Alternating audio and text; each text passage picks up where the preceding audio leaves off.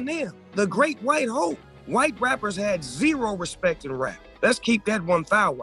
He has probably put Eminem in a position where he could be labeled as one of the top 10 rappers ever. I don't think so, but the game feels like he's top 10 lyricists and all that comes with it, but that's just because he's with Dr. Dre, and Dr. Dre helped him find the best Eminem that he could find. The bond between Eminem and Snoop Dogg cracked wide open after Snoop went on The Breakfast Club in July 2020 and threw what sounded like shade at Eminem's entire legacy.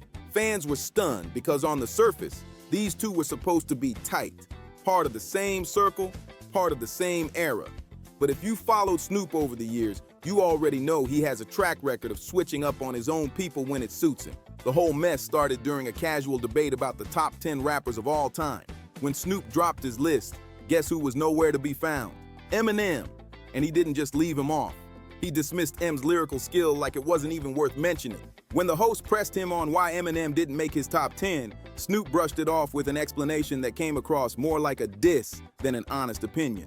Because there's some niggas in the 80s that he can't f with, like Rakim, like Big Daddy Kane, like KRS-One, like LL Cool J, like Ice Cube. You understand me? I ain't got no time to play with it. It is what it is. It's like Cuz did that. He did that to the fullest. That's one of my teammates. That's one of my brothers. But when you talking about this hip-hop that I can't live without, I can live without that. Media outlets and hip-hop fans instantly called it for what it was, a direct jab at Slim Shady. Eminem didn't let that slide. On December 20th, months later, he finally clapped back with his track Zeus from the album Music to be Murdered By, Side B, and his words cut deep. And as far as squashing beef, I'm used to people knocking me, but just not in my camp. Last thing I need is Snoop Dogg in me. Man, dog, you was like a damn god to me. Nah, not really. I had dog backward. Not long after Eminem's fiery clapback, Snoop Dogg hit back with a smug Instagram post, just a single laughing emoji and the words, "Pray I don't answer that soft." Fans instantly knew he was mocking Eminem, daring him to push things further. Eminem wasn't laughing though. In a December 2020 sit-down on Shade 45, he let loose about how much the feud bothered him. He admitted Snoop had every right to leave him out of his top 10 rappers list. That part didn't sting. What crossed the line, according to M, was the way Snoop said it. The dismissive tone, the slick comment at the end. That, to him, was flat-out disrespect. Slim Shady made it clear he couldn't wrap his head around why Snoop even went there. They were supposed to be on the same side, the same camp. Eminem reminded everyone that he had never taken shots at Snoop, always praised his legacy, and openly recognized the massive role Snoop played in hip-hop history. But here's the twist. Snoop throwing shade at Eminem wasn't new at all. When their beef was at its peak, old audio resurfaced of Snoop clowning Eminem's iconic hit Stan, proving this wasn't just a random slip-up, but a grudge that might have been simmering for years. The recording, believed to be from around the time Snoop dropped his Blue Carpet Treatment album, even revealed Snoop brushing off his own track round hair in the same breath. Everything he said, by the way, was fine, like up to a point. Like him saying that I'm not in his top 10 because there's some rappers from the 90s that I can't f with. Him saying Dre made the best version of me, absolutely. Like, why would I have a problem with that? Like, would I be here without Dre? No. The rappers he mentioned from the 90s, KRS-One, Big Daddy Kane, G-Rap, like I've never said I could f with them. I never said that. Like everything was good until like him, it was more like, I think it was more about the tone he was using that caught me off guard because I'm like, yo, where is this coming from? I just saw you, like what the f? You know what I'm saying? Like it threw me for a loop. Again, I probably could have got past the whole tone and everything, but it was the last statement when he said, as far as music I can live without, I can live without that. Now you're being disrespectful for, like, it just caught me off guard. I wasn't ready for that. During that resurfaced interview, the host pointed out how Snoop's track reminded him of the haunting sample used in Eminem's legendary hit Stan. But Snoop instantly brushed it off with a cold reply, "Not to me. When I first heard it, I didn't think nothing about Stan. I don't listen to Eminem records. No disrespect to him, but I don't listen to Eminem records. I'm a gangster. I wasn't on no Stan. Write me a letter, I want to come see you, and you're my favorite fan. I wasn't on that boat." That statement hit hard. Snoop was basically saying M's entire lane wasn't something he respected. But here's where things get messy. Snoop hasn't always talked down on Eminem. Back in 2000, when Eminem was laying down tracks for his game-changing album, the Marshall Mathers LP, Snoop not only praised the rising star, but even hopped on a collab with him. The song Bitch Please 2 brought Snoop together with Dr. Dre, Exhibit, Nate Dogg, and Eminem himself. And at the time, Snoop had nothing but compliments for Slim Shady's raw creativity. In fact, the documentary Eminem, The Making of the Marshall Mathers LP, captured Snoop praising Eminem multiple times. He even laughed, saying M's dark storytelling, like the infamous wife-killing lyrics, was just crazy enough to work. Who don't feel like that sometimes, you know what I'm saying? He was just crazy enough to write a song about it. I think Eminem went hard in the paint. He did kill that shit. That nigga had like 45 bars. When Eminem was on Jay-Z's song, he cuz up on that record. Yeah. You know what record I'm talking about? Yeah, but He him off on that record completely. To have Eminem, the white boy, kill him on his shit, that was nerve-wracking. I was like, I don't want Eminem on my album. I'm cool. Fast forward to May 2015, and Snoop was still giving Eminem credit, pointing to his verse on Forever as the standout compared to Lil Wayne, Drake, and Kanye West. But that's the thing with Snoop. History shows he's quick to switch sides. His habit of undercutting peers and even label mates goes way back, like his infamous 1996 Angie Martinez interview at the height of the Tupac versus Biggie war. When asked in the mid-90s how he felt about Biggie and Puffy, Snoop casually said he had love for them, even calling them friends. That one statement cut Tupac deep, because at the time, Pac felt like he had stood by Snoop when nobody else would. Remember, Pac was fresh off his 1995 murder trial, and he thought Snoop was ride or die for him. To make it worse, there were whispers that Biggie himself may have been connected to the infamous shooting at Snoop's trailer when he and Thaw Dog Pound were in New York filming New York, New York. For Tupac, that was pure betrayal. Or died, but we didn't have anything to do with it. We was always the peaceful ones. That's the epicenter of everything. They tried to get me to not like Puffy and Biggie while we was in the middle of the Death Row Bad Boy feud. And I made a choice that I had no issues with them. Years later, in an August 2017 sit-down with DJ Vlad, members of the Outlaws confirmed just how much that moment crushed Pac. They said Pac couldn't believe that someone he thought was family would publicly cozy up to people he saw as enemies. Fast forward to April 2022, and Snoop was on Drink Champs retelling the story, but with a twist. This time, he painted himself as the peacemaker, making it sound like he was the calm one in a sea of aggressors. But to many, it just felt like Snoop rewriting history. And it wasn't the only time his flip-flop ways showed. At the infamous 1995 Source Awards, while standing on stage with Dr. Dre, Snoop grabbed the mic with a baseball bat in hand and barked at the East Coast crowd, adding fuel to an already dangerous fire. Decades later, during a 2013 chat with Sway in the Morning, Snoop tried to smooth it over, claiming his actions that night weren't about hate. The East Coast don't love Dr. Dre and Snoop Dogg. The East Coast ain't got no love for Dr. Dre and Snoop Dogg and Death Row. Y'all don't love us.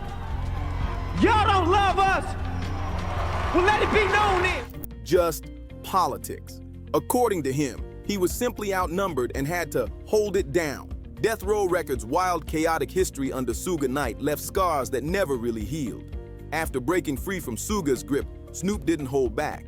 He and other former Death Row artists dragged their old boss in public, airing dirty laundry that shook the hip-hop world.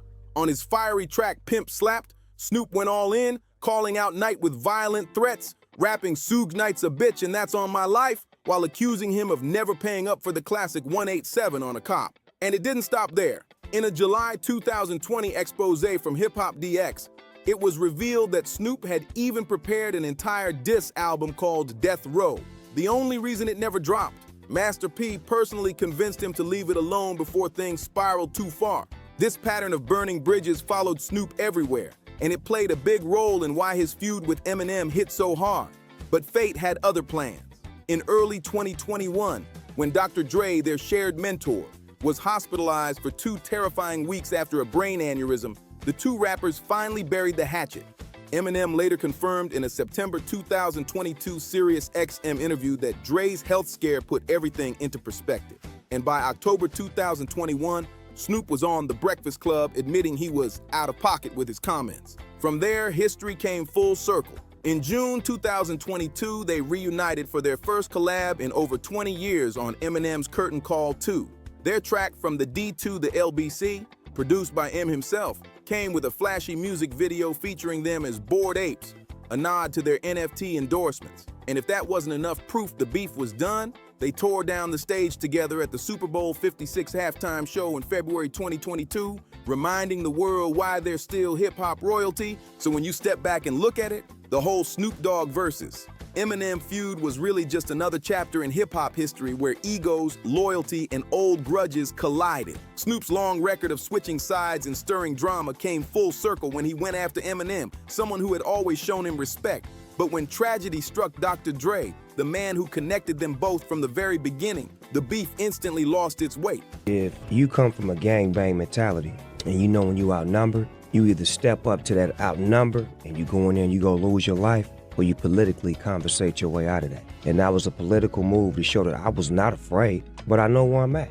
And I respect y'all because y'all respect me. Because some things in life are bigger than rap.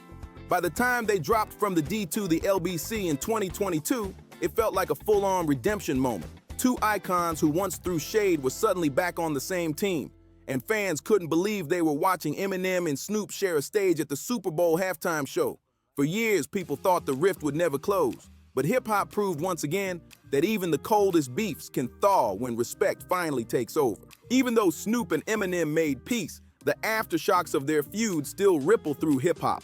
Fans haven't forgotten how quickly things turned ugly between two icons who were supposed to be family. Some argue the reunion was more about business, money, branding, and saving face than genuine brotherhood.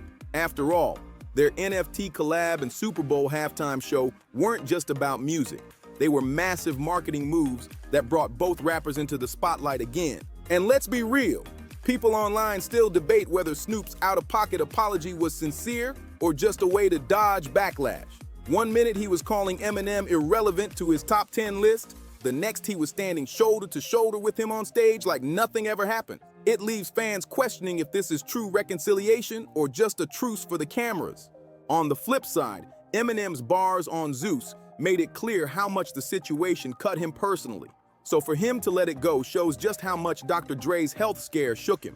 It's not easy to forgive someone you once looked at as a god and then watch them publicly dismiss you. Even after the so-called reunion, fans haven't stopped dissecting every little move between Snoop and Eminem.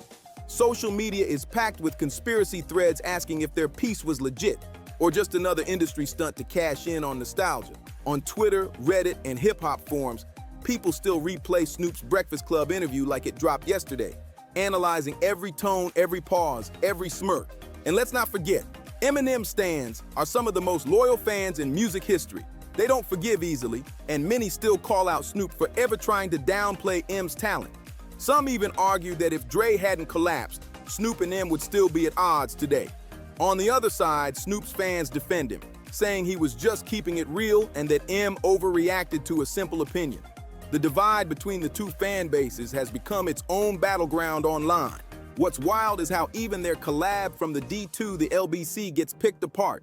Some say it felt forced, others swear it proved their chemistry was still untouchable after 2 decades. Either way, the internet keeps fueling the fire, refusing to let the feud truly die down. When you put the Snoop versus Eminem drama into perspective, it's really just another chapter in hip-hop's long tradition of explosive beefs. From Tupac versus Biggie to Jay-Z versus Nas to 50 Cent versus Ja Rule, rap history has been shaped by clashes that mix personal betrayal with lyrical warfare. And while some beefs end in tragedy, others flip into moments of redemption that rewrite the culture itself. What made this one so shocking is that Snoop and Eminem weren't supposed to be enemies. They were Dre's protégés, tied to the same family tree. Watching them take shots at each other felt almost like a civil war inside the Aftermath Death Row legacy. It wasn't just about rap lists or lyrics, it was about respect, loyalty, and the fragile egos of two giants who helped define an era. And just like the battles that came before, this feud left behind unforgettable moments. Snoop clowning Stan in old interviews, Eminem firing back on Zeus, and fans going wild when they finally squashed it all for the world to see. Whether people loved it or hated it, one thing's for sure, it kept hip-hop culture buzzing. So when it's all said and done, the feud between Snoop Dogg and Eminem wasn't just about words, it was about pride, loyalty, and the messy politics of hip-hop. What started as a simple opinion about a top 10 list spiraled into one of the most unexpected rivalries of the 2020s. Snoop's history of switching sides and playing both lanes only made the beef sting more, while Eminem's fiery response on Zeus prove just how personal it felt for him. But when Dr. Dre's health scare forced them to confront what really mattered, the beef melted away. Suddenly, two legends who once looked ready to go to war were back on stage together, proving that sometimes the culture is bigger than egos. Their collab, from the D to the LBC and their iconic Super Bowl halftime show appearance, were the ultimate reminders that, love them or hate them, these two still sit on hip-hop's throne. The saga left behind a question that fans still argue about today. Was this piece real or just for the cameras? Whatever the truth, the Snoop versus Eminem feud cemented itself as one of the most unforgettable chapters in rap history. If you made it this far, sound off in the comments. Do you think their truce will last forever, or is another storm coming? Make sure to like, share, and subscribe if you want more deep dives like this.